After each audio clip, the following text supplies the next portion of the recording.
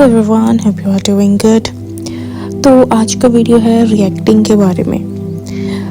आपने सुना होगा कि मैं हमेशा बोलती हूँ don't react your 3D, don't react your 3D, but मैं आज आपको बताने वाली हूँ कि why you should not react to your 3D। अगर आपने मेरी पुरानी वीडियोस देखी हैं तो आपको इसके बारे में थोड़ा आइडिया होगा कि why you should not react to your 3D। But मैं एक क्लियर वीडियो बना देना चाहती थी जिससे कि आपको ना एक क्लियर विजन मिल जाए, क्लियर आइडिया मिल जाए कि हाँ ऐसा होता है, इसलिए हमें रिएक्ट नहीं करना चाहिए। Okay, so let's start the video. तो रिएक्टिंग क्या होता है?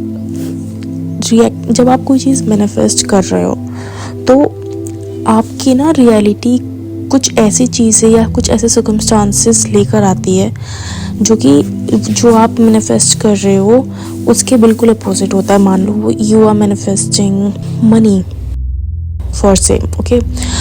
मैनिफेस्टिंग में बोला जाता है कि you have to affirm for what you want as if you already have it. तो जब आप ये बोल रहे हो कि I already have 2 lakh rupees, I already have this amount of dollars in my bank account, तो जब आपकी रियलिटी आपको ये दिखाती है कि नहीं मेरे पास नहीं है, आपके पास कोई एक 10,000 रुपये की चीज़ खरीदने के लिए भी पैसे नहीं है, तो फिर आपको लगता है यार मैं जो फॉर्म कर रहा हूँ वो कुछ हो तो रहा नहीं है। This is called reacting to 3D। मान लो अगर आप SP मैनिफेस्ट कर रहे हो, अगर आप रिलेशनशिप या लव मैरिज मैनिफेस्ट कर रहे हो तो आप बोलते हो कि I am already married to my SP, but आपका SP आपसे रूडली बिहेव कर देता है और उसकी शादी कहीं और फिक्स हो जाती है, तो आपको लगता है दिस इज़ नॉट वर्किंग और आप ना अलग अलग मेथड्स ट्राई करने लगते हो कि अच्छा ये नहीं कर रहा, 369 ट्राई करता हूँ, ये नहीं कर रहा, कुछ और ट्राई करता हूँ या कुछ और ट्राई करती हूँ। तो this is called reacting to your 3D। अब why you should not react to your 3D? पहली बात तो 3D होता क्या है? What is 3D? तो 3D is called third dimension. Obviously it's a full form, but 3D is also something जो कि आपके past thoughts की वजह से बनता है, आपके subconscious beliefs की वजह से बनता है। आप past में जो सोचते आए हो अभी तक वही आपकी 3D में manifest होता है। आप जो past में शायद 2 महीने 3 महीने पहले सोच रहे थे वो आज आपको आपकी लाइफ में दिख रहा होगा। मेरे साथ तो ऐसे ही होता है।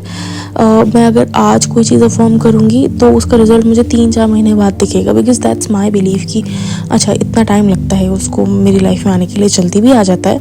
बट यू नो एक चीज़ होती है कि अगर आप कोई बहुत इंपॉर्टेंट चीज़ मैनिफेस्ट कर रहे हो तो आपको लगता है कि वो ज़्यादा टाइम लेती है और जिस चीज़ पे आप फोकस नहीं करते वो इंस्टेंटली या फिर बहुत जल्दी आ जाती है, विद इन वीक्स या 1 वीक और विद इन डेज।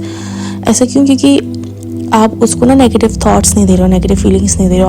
आपने एक बार फॉर्म किया, आप विश फुलफिल्ड की स्टेट में गए और you had just let go, you have not thought about it. तो 3D आपके पास्ट थॉट्स की वजह से बनता है। तो एक बात तो समझ में आ गई कि अगर 3D पास्ट थॉट्स की वजह से बन रहा है तो अगर आपके SP ने आपसे ये बोला है कि इस टाइम 3D में अगर वो ये बोल रहा है कि मुझे तुम नहीं पसंद और मैं तुम्हारे साथ कोई रिलेशनशिप नहीं रखना चाहता या रखना चाहती, तो that is because you have thought something about it in the past. आपने उससे रिलेटेड कुछ अपने पास्ट में सोचा है, be it weeks ago, be it months ago, but it actually comes alive in your 3D at least once. तो अब आपको ये समझ में आया होगा कि अगर 3D पास्ट से बनता है तो अगर आपको फ्यूचर में कोई डिफरेंट रिजल्ट चाहिए तो आपको 3D में रिएक्ट करना बंद करना होगा, क्योंकि अगर आप 3D में रिएक्ट करोगे तो it will manifest again. It's a loop. मेरी रियलिटी लूप वाली वीडियो में मैंने बताया था कि अगर आप 3D में रिएक्ट करते हो तो यू अगेन अफर्म कि हाँ मेरे पास वो चीज़ नहीं है जो मैं डिज़ायर करता हूँ, या फिर I am not worthy of it, या फिर आई डोंट डिज़र्व इट। तो आपको रिएक्ट करना बंद करना पड़ेगा, क्योंकि रिएक्ट करने से आप उस चीज़ को, नेगेटिव चीज़ को वापस से अफर्म कर देते हो इन सम वे। अगर आप रिएक्ट ना करके, अगर आपके SP ने आपसे बोल दिया, आप उसको कोई रिप्लाई मत दो, आप बस इसको इतना बोलो ओके, ठीक है, एंड उसको जाने दो.